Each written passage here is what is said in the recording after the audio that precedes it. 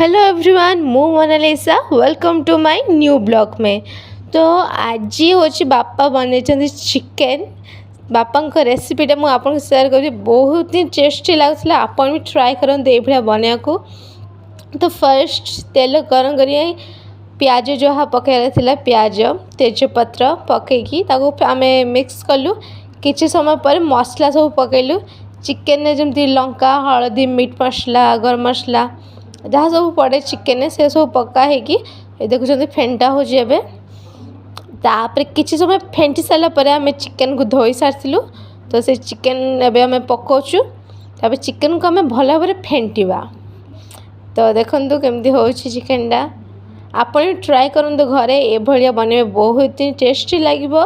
आप मत सपोर्ट करूँ मोर न्यू चैनल। तो आप समस्त सपोर्ट द्वारा मु आगु को बढ़ी पारी। तो आपण समस्त साहाय्य लाइक करूँ सब्सक्राइब करूँ मो चैनल को एवरीवन। तो आपण समस्त पाख मो नुआ वीडियो जब सब्सक्राइब करूँ। तो देखि सारी चिकेन पूरा भल के कषि सारापर मुझे घोड़े देती बापा घोड़े देते प्लेट पकई कढ़ई में।